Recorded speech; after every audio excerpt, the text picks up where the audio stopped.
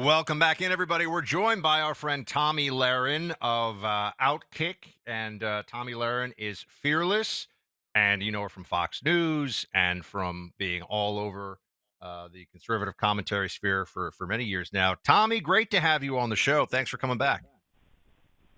It's great to talk to you guys, and I'm really excited that we're going to be talking about Operation Coconut Tree, brat Kamala Harris, because this has literally kept me up for days on end thinking about this, mulling over this very topic, so I can't wait to get into it. Well, let's start with this.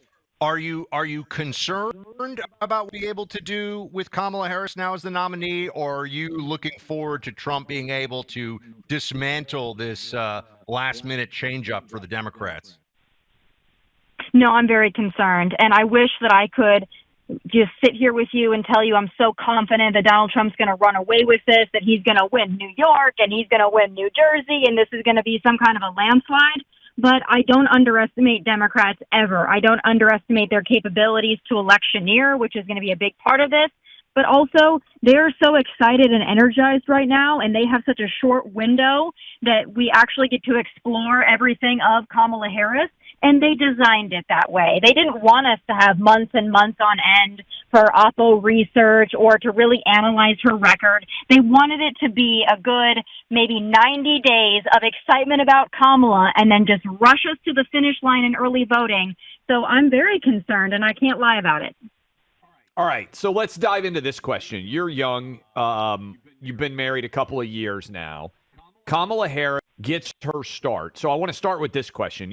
I think you just turned 30, not to put you on blast here, but you just got outside of your 20s. Do you know any girls that were friends of yours that dated guys who were in their 60s when they were in their 20s? Is this something that you think very many girls out there know friends who have done? Because that's what Kamala Harris did with the mayor of San Francisco. So let's start there. Do you think there's very many girls out there who have done this? I think there's a lot of Gen Zers who are already on that path, and the rise of social media culture and younger women wanting to date older guys with money because it lends to their influencer lifestyle and the things that they can post on social media. I think there's been a big change in the last 5 years even, where young women don't necessarily date for looks anymore. They primarily date for money and access. So unfortunately, I think that Kamala Harris's story is relatable, not only to a lot of women, but to Gen Z and maybe even some younger millennials out there.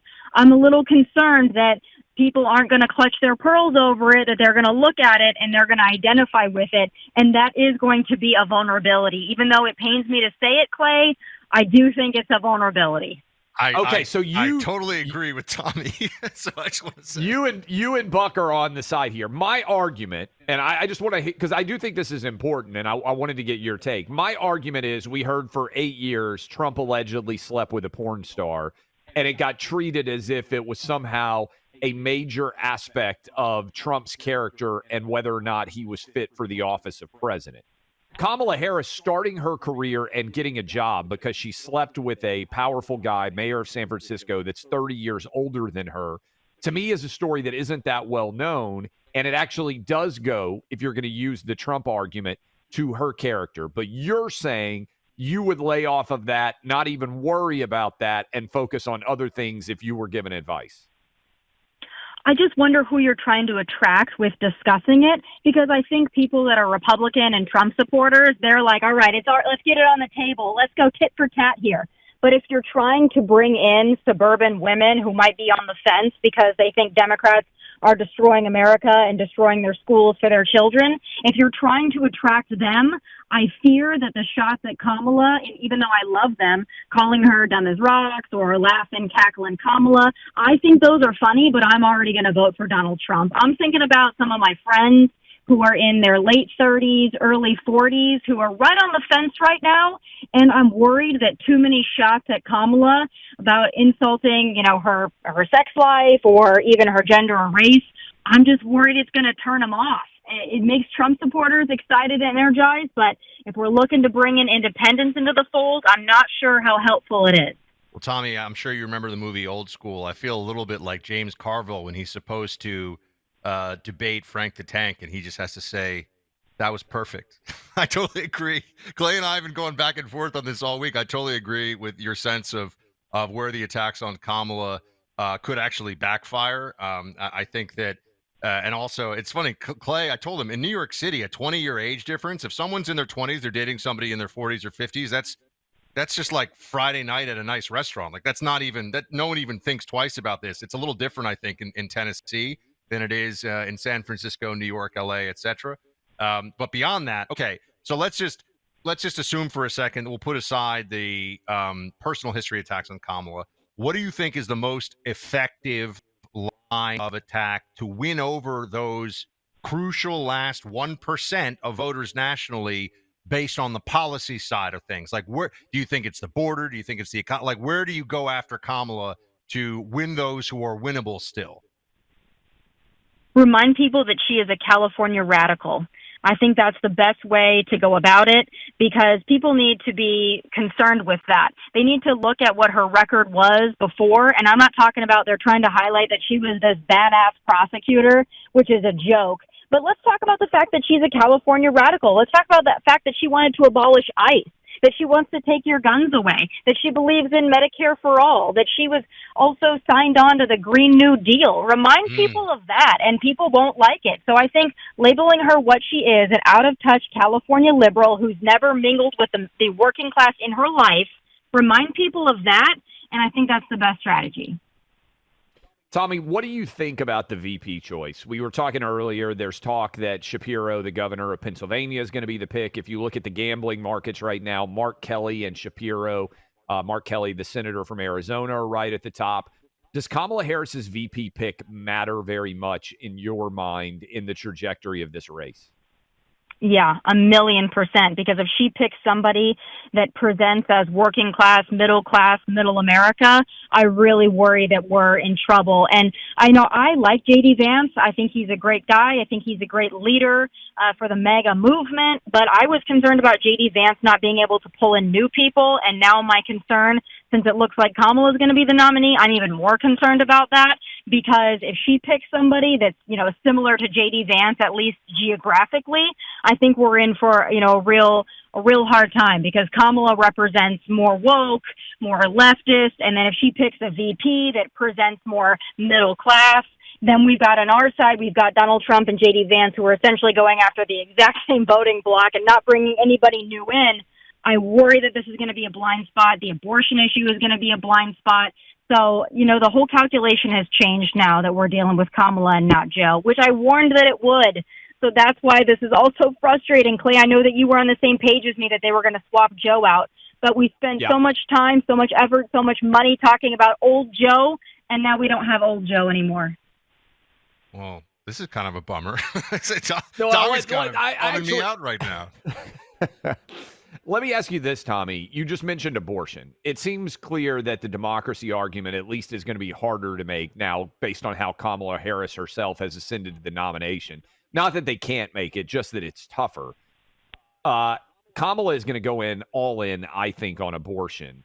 Trump, I'm curious what you would say, has handled this fairly well by saying it's a state's issue. What do you think that battle is going to look like going forward, and how should Trump handle that? Well, it wouldn't be the first time Republicans have lost an entire election cycle on the abortion issue.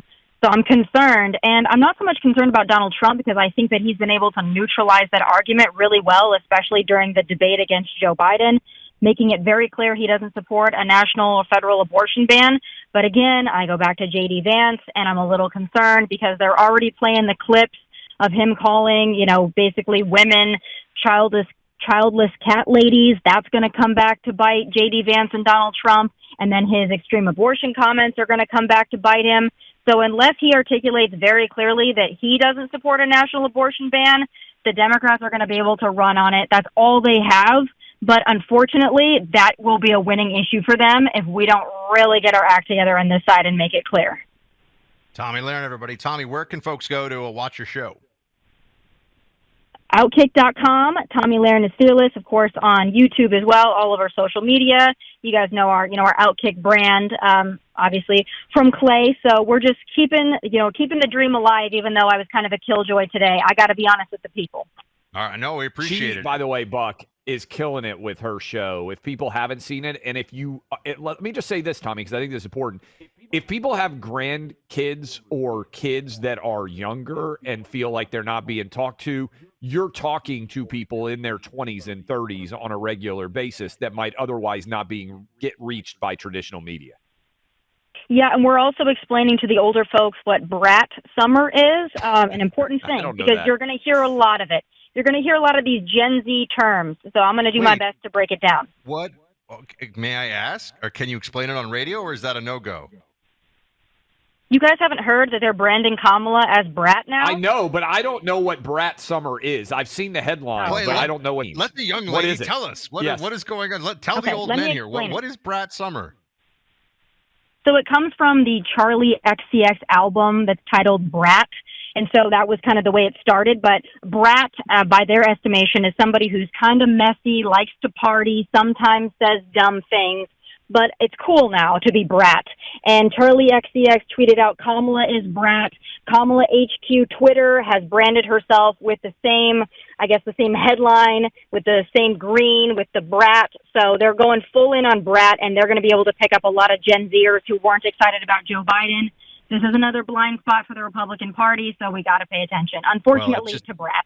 It's good. Clay and I have the Riz, from what I understand, so that's really important. I love my boys. Tommy has met my boys. I try to use their language as much as I can to drive them crazy. So I've been bragging about my Riz and using the word cap as frequently as I can. And they're driven insane pretty much every day by this. Well, brat is the new one. So, Clay, I hope you can incorporate that into the lingo, because it's going to be 3 months of this. Fantastic. No Go check out Tommy's show. Tommy, great to talk to you. Come back and hang out with us again soon. Thanks so much. Thank you, guys. Have a good one. All right, switch your cell phone service to Pure Talk and save yourself as much as $1,000 a year. That's how much the average size family is saving right now without sacrificing any of the quality. Just $20 a month for unlimited talk, text, and plenty of data. With Pure Talk, you're on America's most dependable 5G network. You get the benefit of relying on Pure Talk's U.S.-based customer service. I rely on Pure Talk day in and day out, and they provide excellent service. Pure Talk creates American jobs and supports our veterans. Plus, with no contract and a 30-day money-back guarantee, you have nothing to lose. Dial pound 250, say Clay and Buck, and you'll save 50% off your first month. Again, dial pound 250, say Clay and Buck to start saving now on your cell phone plan.